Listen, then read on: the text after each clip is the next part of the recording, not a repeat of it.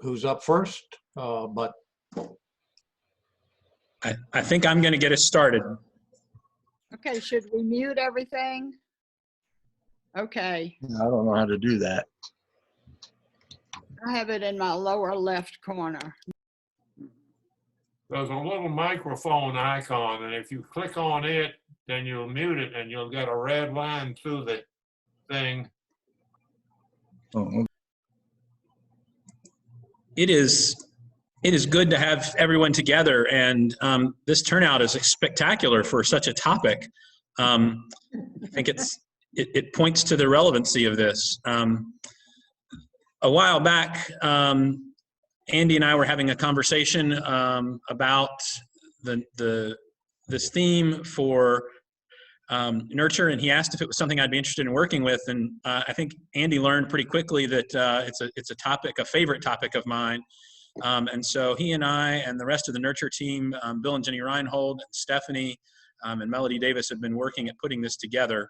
And really what I want to do right now is just offer sort of an outline of where we're going and what we're doing and how the flow is going to work each week, highlight some things, and then turn it over to Andy to actually be our speaker. And then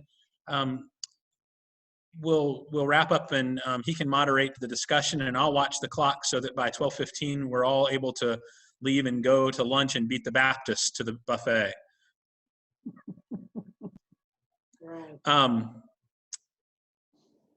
Our goal in this process is to engage in discussing matters of theology, theology, feelings, preparations, and realities of our human death in using a pretty broad set of topics. Also recognizing that 5-ish, 6 years ago, a similar project was done. Thanks to Ellie Swecker, and I've reviewed some of that material. So some of this is going to be review if you were a part of that conversation. But the reality is we should focus on these things regularly. One of my favorite experts on the topic, his name is Ira Byock. He is a Jewish physician, and every Christmas he gives his family the same Christmas gift. He takes his advanced medical directive, updates it, and wraps it, ties a bow around it, and gives it to his family.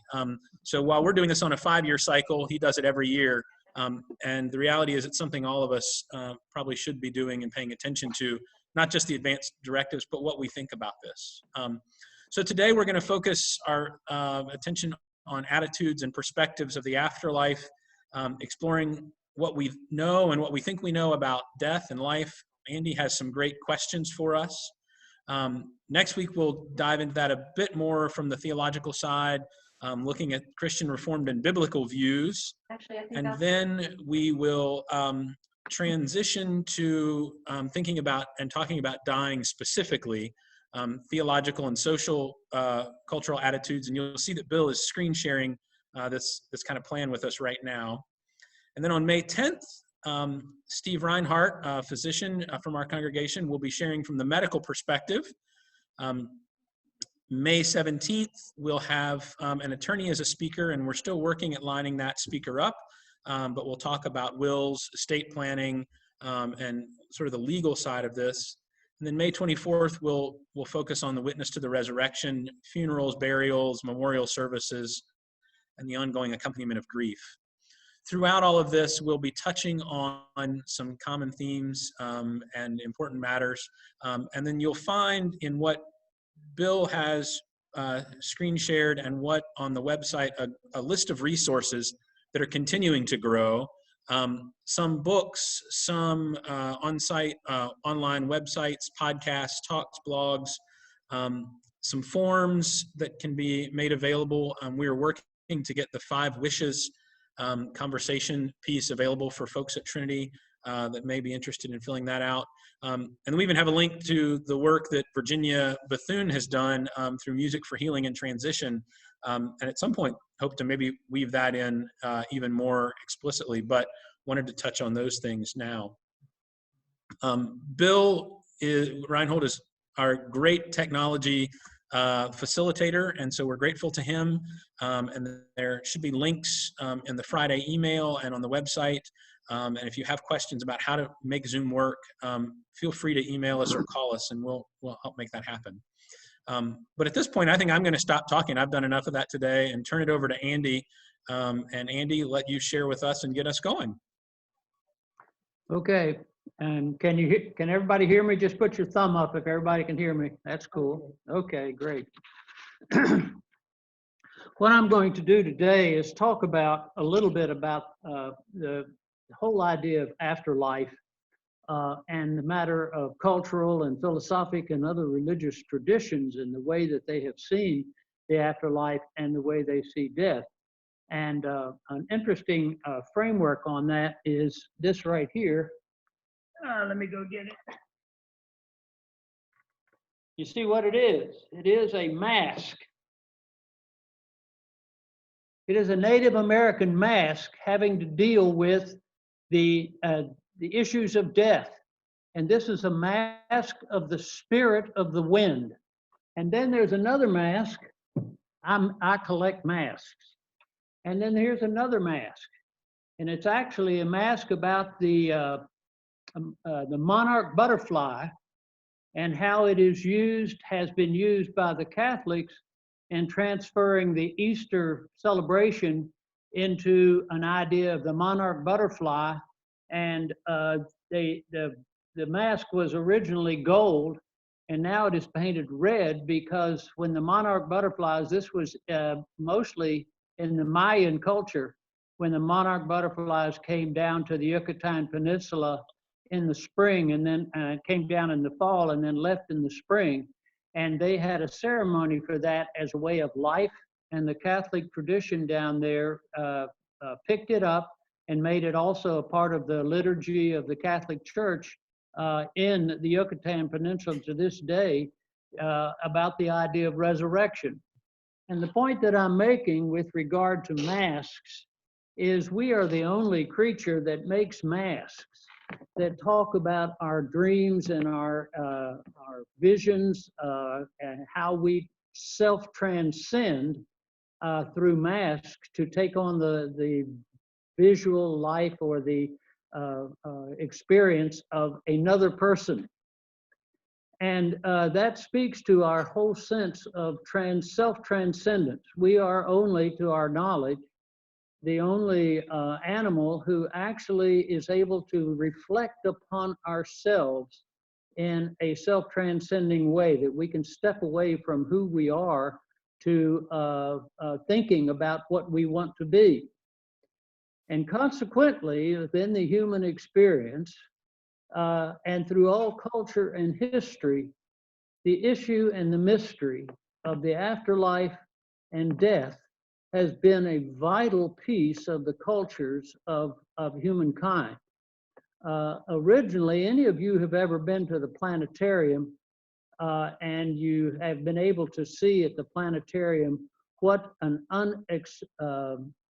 obscured heaven looks like. And in this century, we have lost the vision of the heavens, which has been a part of the human experience for these many years as they looked up into the heavens and reflected upon life and death and the circumstances here in life.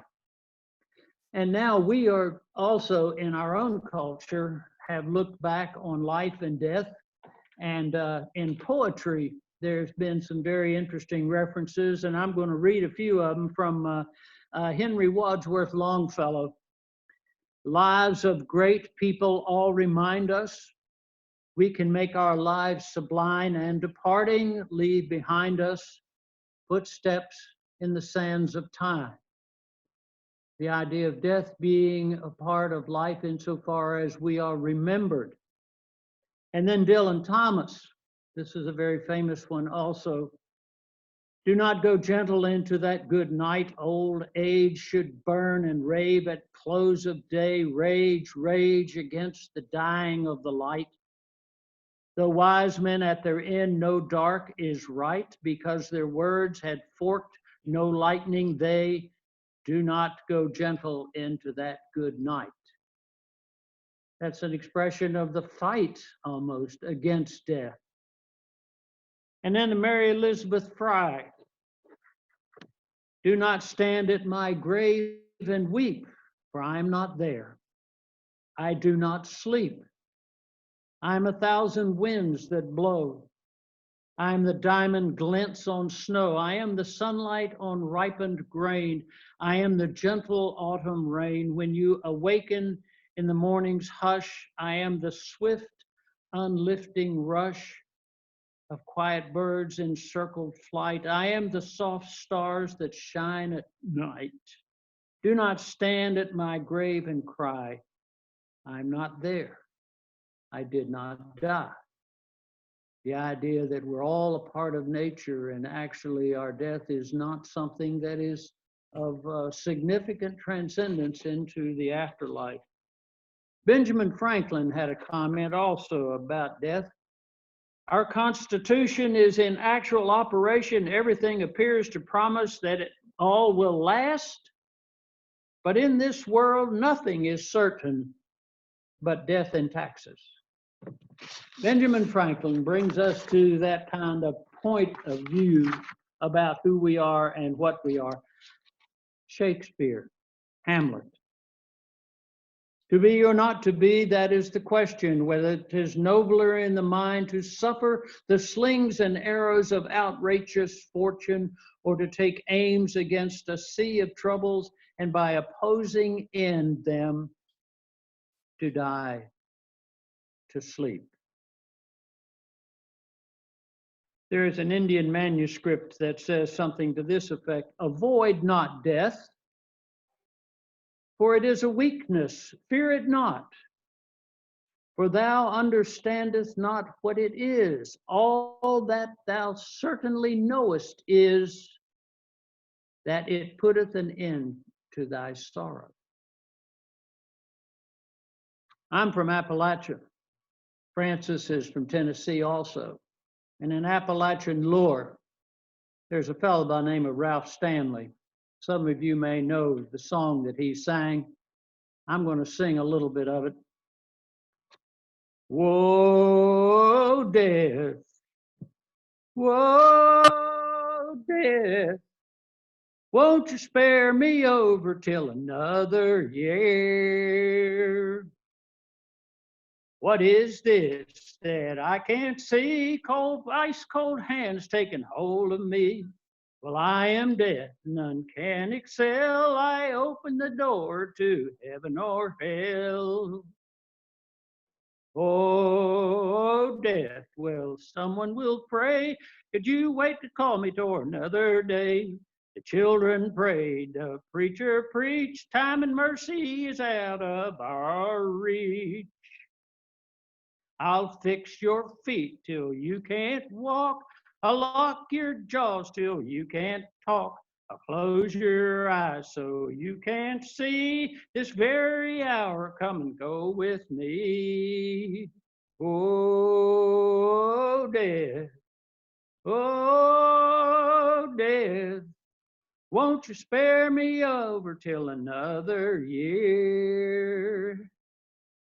That's an old Baptist hymn that Ralph Stanley put together, and it actually was in a movie. Now I'm going to go on now to some of the religious beliefs. What do the Hindus believe? Generally, life and death is part of a concept of ongoing traditions. You are reincarnated. You go from one place to another, and your life has an experience that allows you to be reincarnated in various kinds of ways. Buddhists, afterlife. Buddhists accepted the basic human ideas also of reincarnation, but the Buddhists also departed radically from humanism with the doctrine of a notion that an individual does not have a soul. Moving on to other religious traditions, excuse me, I'll turn my page here. Shinto, Japanese. Belief after death and the afterlife are often considered dark and negative. The old traditions describe death as dark, underground realm with rivers separating the living from the dead. The images are very similar to Greek mythology. And then the Greeks themselves, they believed in a soul, which they called a shade, and they left the body after burial. From there, the god Hermes descended from Olympus on his winged boots to lead them to the afterlife. He guided each individual shade to the river of pain. Ancient Romans picked up a lot of this Greek tradition also about the afterlife and the immortality of the soul. And they had a very, very complicated belief system, though. But you all know about the river of Styx and where they are rowed Okay, across. They are rowed across can the you river. find it and And print they it are down? given a coin to put over their eyes to pay the riverman who takes them over to the river Styx. But also in the Roman tradition, they also had a view of the Elysian field, which is a place where we all come back together. It's very much of the whole idea of heaven, that there's kind of a reliving of life in a new environment with family in these Elysian fields. Ancient Egyptians, as you remember, had a very strong tradition of life after death and the mummification of the bodies and all the armaments and gifts that were to conveyed on. Islam, death is seen as not a termination of life, but as rather the continuation of life in another form. Islam, though, at the same time believes very much that they will be able to go to paradise, and the quality of their paradise will be the way that they have lived out their piety in this life. And so you will see Islam, the more conservative Islamic people are very, very, whenever Muhammad is mentioned, they bow. I don't know if you'll remember when we had that Muhammad, that Muslim person at Trinity, and every time he spoke, he would say, bless his name, as a way of piety. The more pious Muslim get a higher level of life after death. I'm going to skip Zoroastrianism because it is absolutely so complex you wouldn't believe it. Secularism, on the other, believes that life and death are just a natural flow of events, all living things, brought to a set of natural laws of science, and with no reference whatsoever to life after death. Being good or evil in life has no consequence after death, except how a person is remembered. Has a little bit to talk about the Chinese belief. Chinese and their elder worship is how a person is remembered. But in other traditions of the Chinese belief of the afterlife, you know that the terracotta army is at the grave of the very first Chinese emperor, and they were to defend that grave.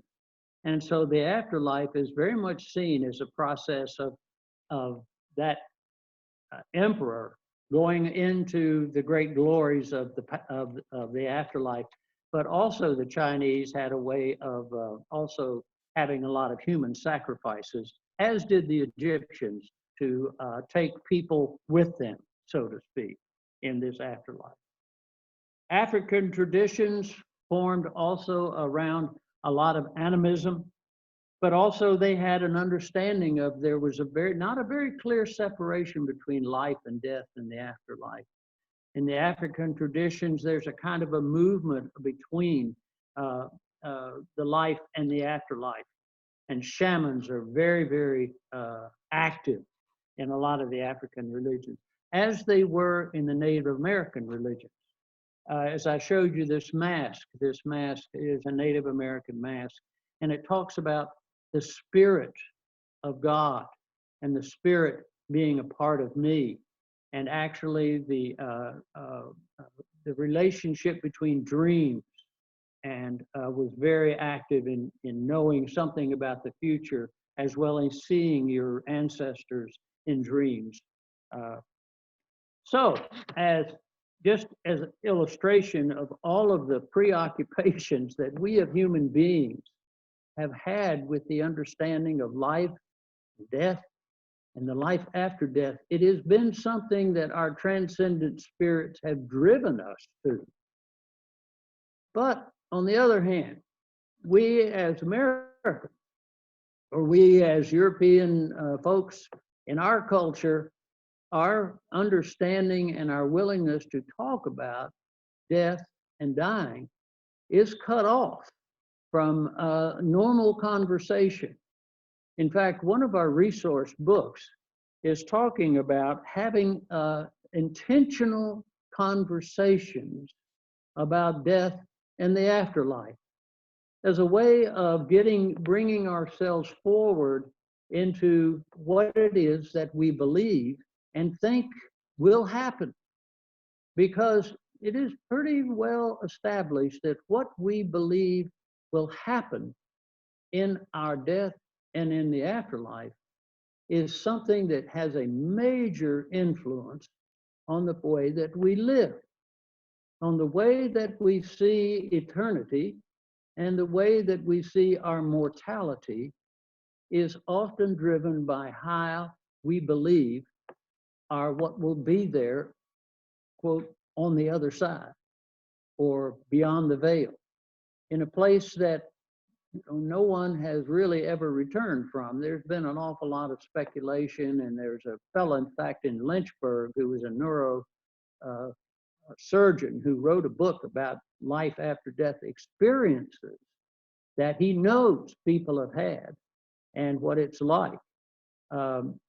Quite frankly, he was not a highly reputable neurosurgeon in Lynchburg, I may hasten to add. But he, and we have speculated, through seances and other things like that, what is life on the other side. But this morning, what I would like to do is to encourage our conversation among us and with us about our thoughts about life and death and the afterlife. There was a fellow, it's one of our resource books, is having conversations, let's talk about death over dinner. And he says we need to talk about death as a way of exploring our humanness and our mortality, both with our friends, with our colleagues. And in this situation, here we are, beginning to go into 6 sessions of talking about death. Now, Bill, I don't know if you can put this thing up, these questions, because I would, if you haven't, I've made this up. Okay, Yep. Can you get it up, Bill? Andy, I've got them. Say again. I've got them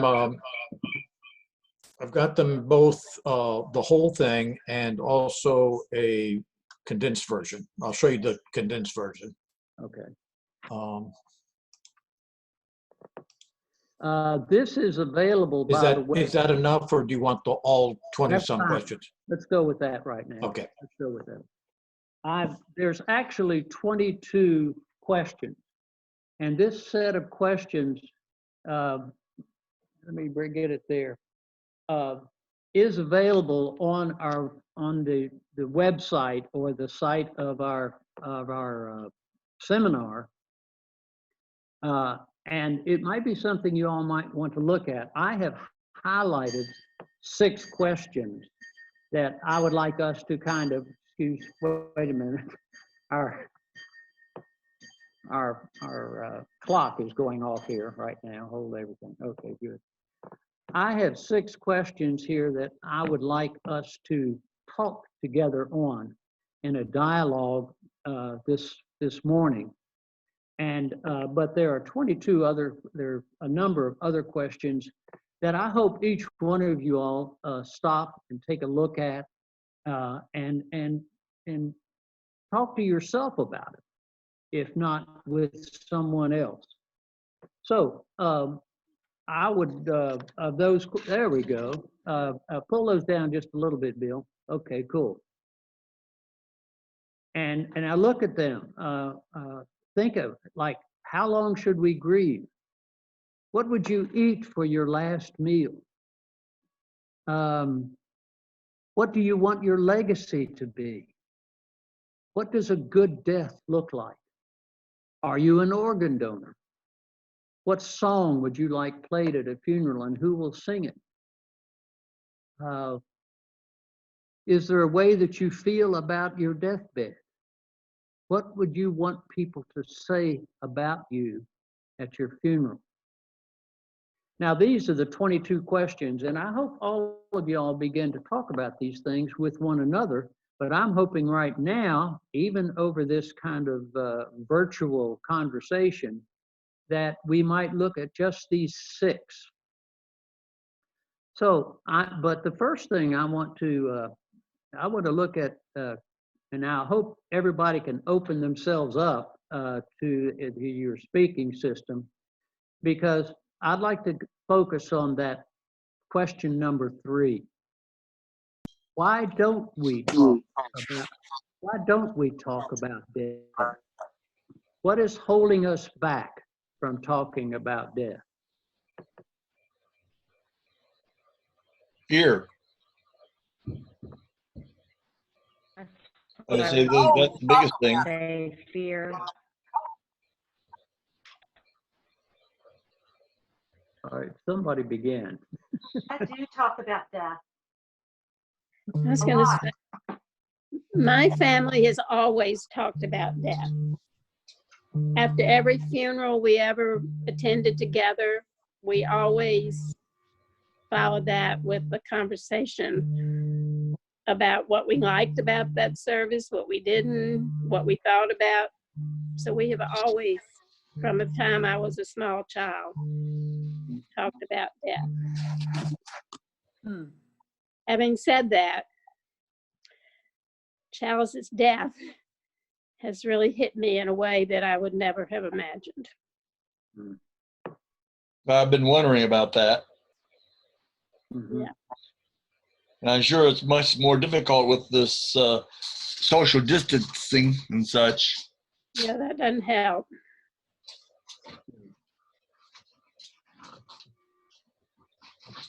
Oh, we talk about it. What was that? I think I said if you're old, you talk about death. Not a foreign subject anymore. Yeah. part of it is Ellie? Well, we kind of gloss over part it, of really. it is when we started. I'll try one more time. I think part of it is when we started having people going to a funeral home, having the casket there, and doing the family thing there. It kind of changed the dynamics of how earlier families had the corpse in the home, actually individually and or as the people washed and treated the corpse and put the corpse in, fine linen or whatever. And so it was more of a hands-on process. And then suddenly it became moved from the intimacy of your family. And that changed the dynamics. Mhm. Yeah.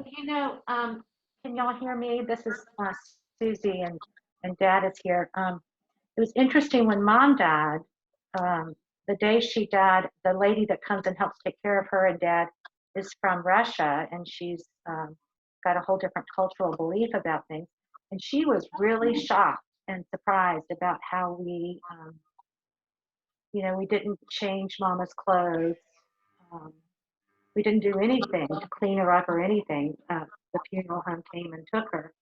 But she was really anxious about how we were not dealing with the body, kind of in the way that she thought we should to show honor. Yeah. There are a lot of word and mind games we play as a society. You know, we gloss over things. We change the wording and think that changes the reality, but it really doesn't. I mean, particularly in politics and such, but, you know, we talk about passing away instead of dying. We talk about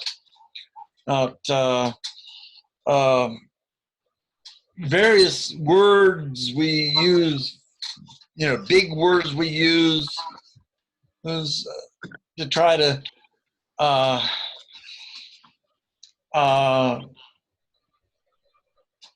cover things in beds of lilies and such. You know, people talk about beds of roses, but I don't think that's a very good analogy, because most roses I know of have thorns. But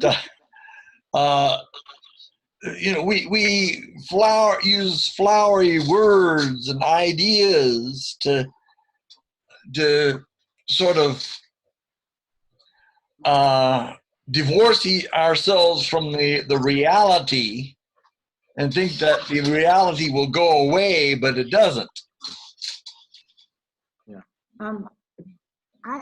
Annie and I were in Hazard, Kentucky in the coal fields when Andy started his ministry. And I always thought it was so interesting, way back in the mountains, that people are allowed to have the body in the casket in their home for several days. And they put sort of a veil over the body.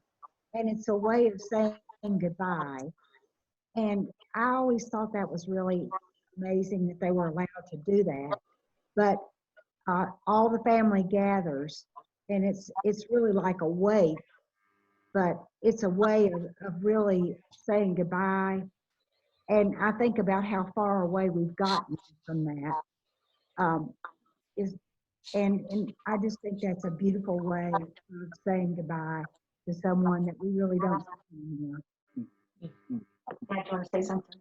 My point that I think my daughter was trying to say here with our friend was, we had such a different attitude toward the moment of death, and at least our family, we were all just acting on the belief that once Betty died, we spoke of her and honored her and grieved her in a spiritual way that was not connected to what was just her body, that herself had left the body, and so the body had no reverence for us, but her person did. And so we were not trying to, you know, worry about makeup or proper clothing or a hair comb or things of that nature, but simply remembering her seeing her in her spiritual life already, you know, in the spirit with God.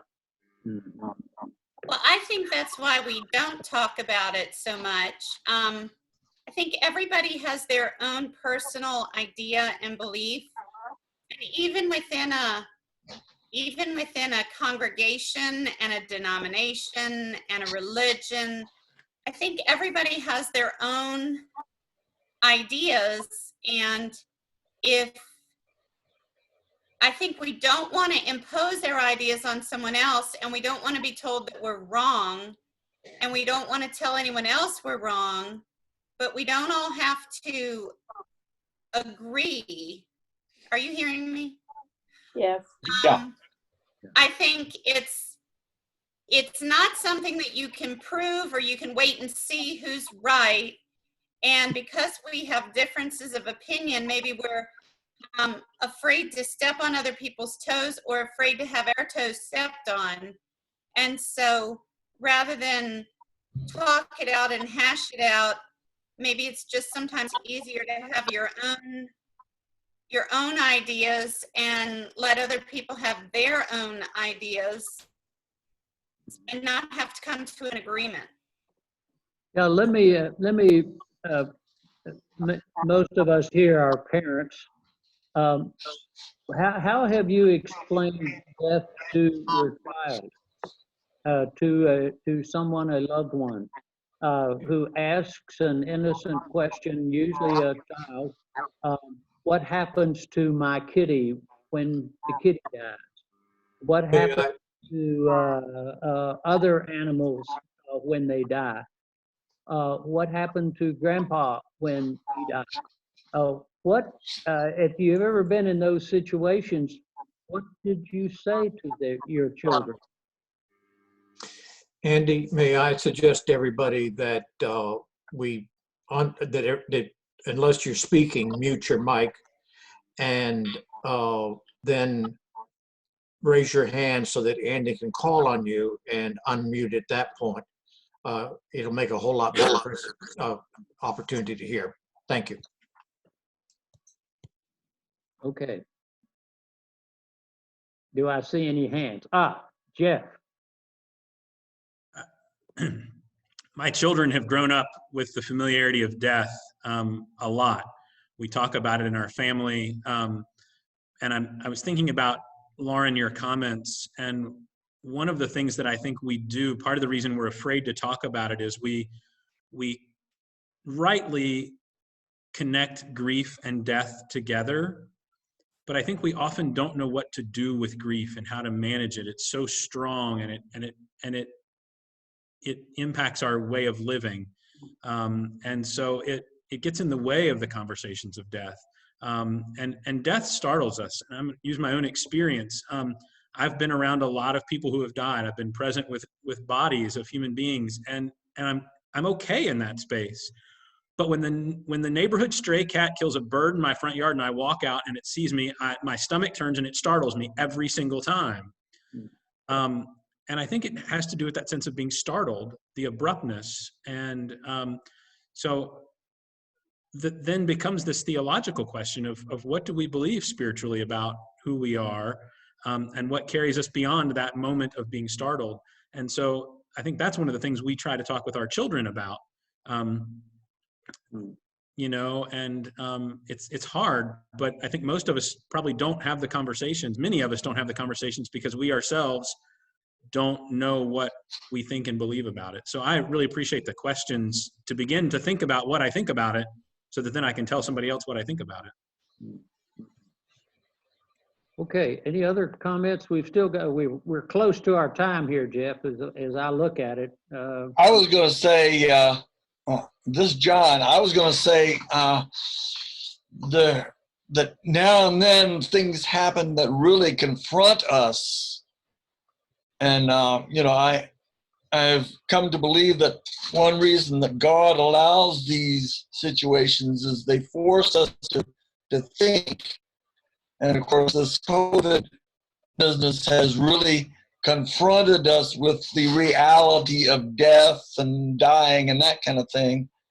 And, we kind of, as I said before, kind of gloss over it, but then every now and then things happen to really drop it on our doorstep, so to speak. Lauren? Yeah, there you go. What I said to my boys when they were little, we were spared losing any really close relatives until they were much older. But I remember talking to them about going to be with God. And I've had to have more conversations in my classroom about death than I even have with my own children.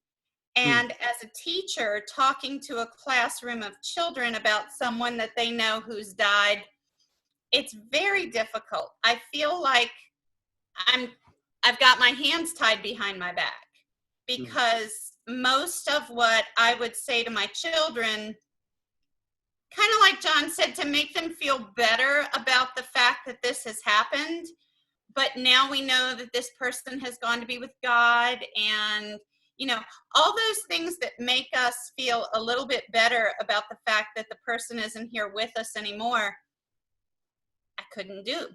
I couldn't say it. And I could ask them what they thought, but it's the hardest thing having to talk to other people's children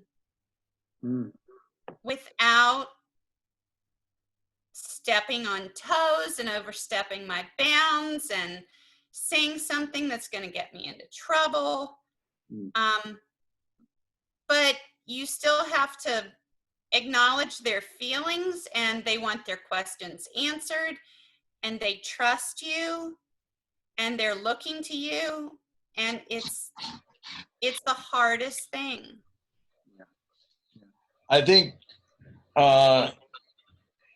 you can say things like, well, what I believe is, or what I feel is you know, and of course the only teaching I've done is, of course, at church school at church, and of course I've been dealing with scouts for many years, and actually that hasn't really come up, but you know, you have to be really careful. You have to be really careful what you yeah. say. Other teachers have suggestions or input? I see the barber's hand, and then I'm going to close this just so we're monitoring our time. Well, Lauren, I just want to comment further on that. Things to do when you're a teacher. And one year I had a student whose mother was actively dying when he came into second grade. And so from the very beginning, I knew that was going to be an issue that we needed to deal with. At least he and I, and then and when she did die in November with the whole class. And so what I did was I carved out time every day that he could come into my room instead of going to bus room, and I would talk to him then, and I would just listen and just try to be a reflective listener. But then after his mother died, I did let the class know, and I had let them know all along because a lot of them knew her and knew that she was dying. And what I find with children is because, first of all, their level of understanding is not like we understand it, which isn't all that good, but they feel so powerless. So we decided to try and do something. And what we did was it's going to sound kind of crazy, but we talked to, the child's name was Joel. We talked to Joel and talked to his father and asked kind of what he thought they needed in terms of concrete things that other kids could do. And so we took crayons, old crayons, kids donated them, and we melted them down and made crayons that we then donated to, we sold them and then donated the money to the hospice unit at the hospital, so kids to buy like simple toys that kids could have in the waiting room to do while they were visiting parents or grandparents. And then the other thing that I found to be really helpful for Joel was just to give him chances to draw and express himself. So if he came in and he was really having a hard day, then I just made sure I had plenty of paper. And he made a book of pictures that was just really profound about walking through this valley of shadow of death with his mother. So those are the two things that I found to be helpful. Well, I want to thank you all for this conversation, and I would hope that during these seminars that we would be willing to kind of walk a little bit how existential it is with ourselves. Existential, essentially the big word means, what in fact are you invested into this? What's happening to you as you talk about these things? As we have the death of a loved one, as Mary Lou's had this experience, we have all had deaths with loved ones. But now the question is, where are you going to be? What is happening to you? And how are you going to affirm your mortality and the faith that you have? So I'm going to turn it over to Jeff to close us down today. Thank you, everyone, for your sharing and vulnerability and listening. This is clearly a trusted space. Let us close with prayer. Eternal God,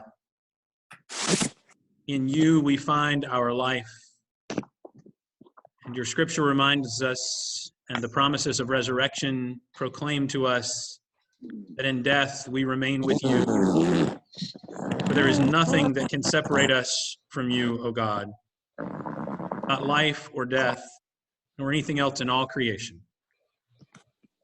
In that assurance, may we continue to live this week as we ponder both our own mortalities and our own deaths, and as we surround those we love who are grieving.